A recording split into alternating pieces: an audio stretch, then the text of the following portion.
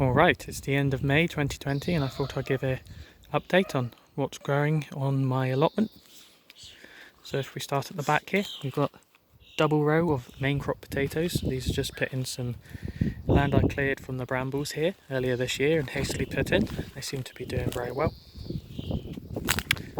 Got a nice big bed of Jerusalem artichokes which are beginning to come up and show.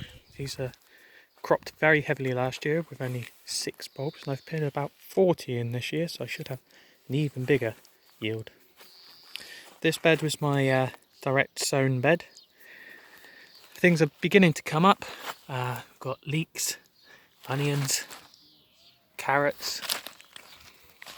Here we have edible lupins, which I have grown from seed, so hopefully these will flower this year. Being perennial, they'd be fantastic, just kind of cooked like peas. There should be some beetroot coming up here.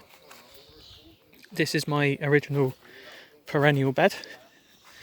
Got some garlic in there, some good King Henry, Turkish rocket which is coming into flower, salad burnet, some mallows, lemon verbena and apple mint. This is leftover from the last person who owned the plot. There was kind of their flower bed, so I kind of leave it to do what it is. My pond, which is getting a bit low at the moment. We haven't had rain for a long time. Thought I should probably make the point that on this plot I don't have a water supply. I don't have access to any large bulky material, and it's all grown organic. So we've got the perennial cabbage here, which is doing extremely well. Gooseberries, I've never seen a crop like this on my gooseberries. Hopefully the birds won't get all of them, but that's fantastic. We've got a cooking apple here, already got some large fruit on them. Hopefully a mega crop. Hopefully it won't collapse under its weight. It kind of looked like it would last year. Raspberries, these ones are absolutely covered. Loads of fruit on these guys. Loads and loads. Over here we've got some sorrel, some oregano, first early potatoes, so these should be ready to harvest fairly soon. They're coming into flower. This area here is newly cultivated. It's got yacon in. No signs of growth yet, but they'll come up fairly soon. Here we've got my runner beans. So these runner beans are called the Tsar. They're a white and black bean. Instead of eating the pod, you want to keep them as a dried bean. So I'm trying them this year. I've got some more over here. We've got some Latvian soup peas here. Again, these ones are for dried peas to see if they can get going.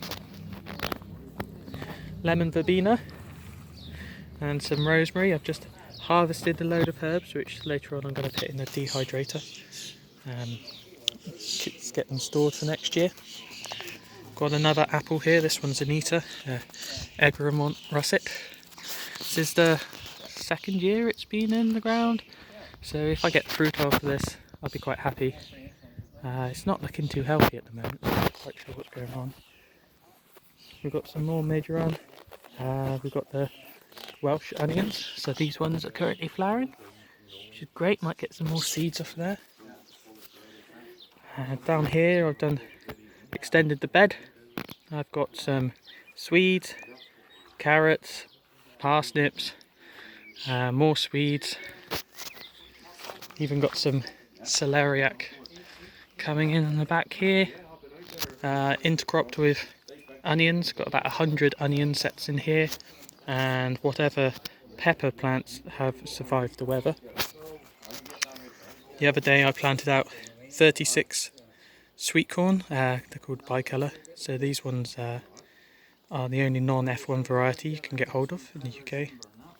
And I've got some comfrey plants over there for some fertiliser. These are my sea beet, continuing to flower. They're absolutely massive at the moment. Down here we've got some more sowing, another bed extension I done last week.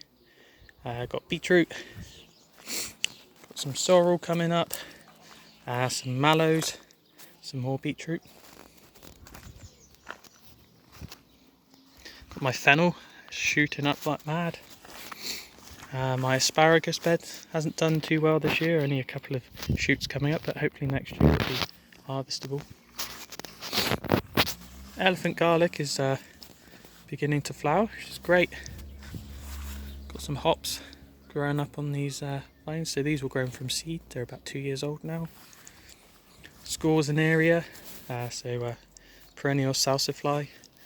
These are coming into flower. Should be able to save some seed from them, and then I'll harvest them this year with some good King Henry underneath. Got some skirret coming up. They're very slow growers. Next to some more sea beet here.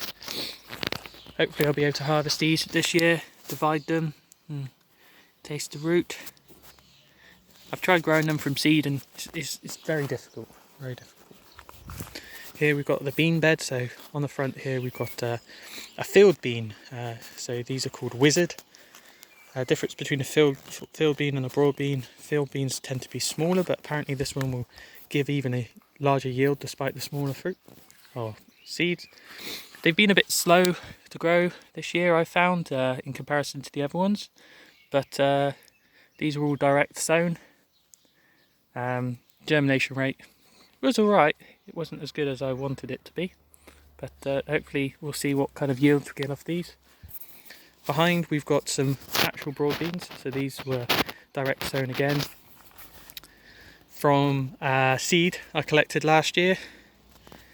I think they're an aquadolce, although there's a couple of different flowers on them, and they're beginning to get the black bean fly.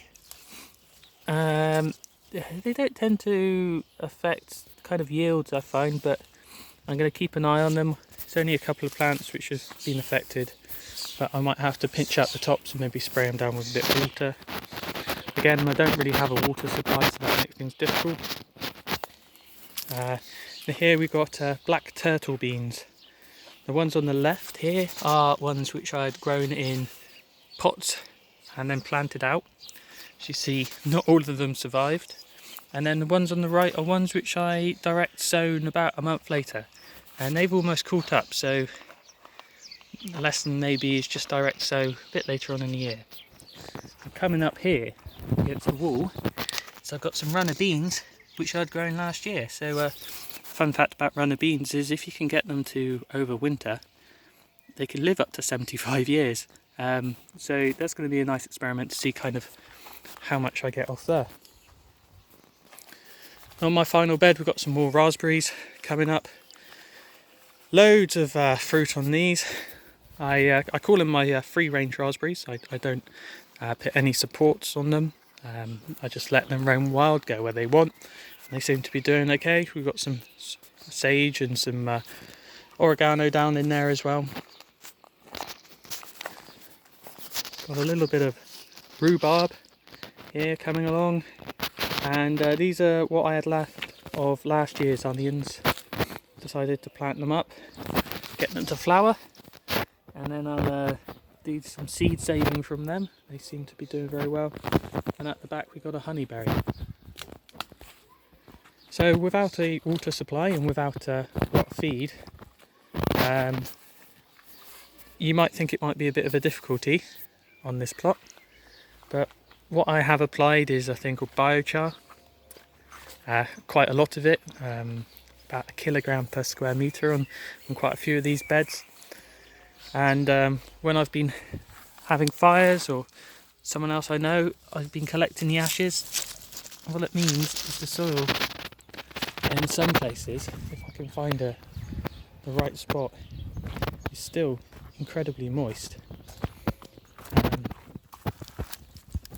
Yeah, just a couple of about centimetre from the surface, got this nice moist dark layer. So with the biochar which I got, it'd been enriched with worm castings and seaweed extract and some mycorrhiza, and the stuff I make myself, I put in some nettle tea fertiliser and a little bit of soil from the nearby ancient woodlands just to give it kind of that biological kick to it, and it seems to be doing very well.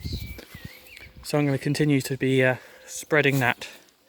Yeah, thank you for listening so far, and I hope you enjoyed my little tour.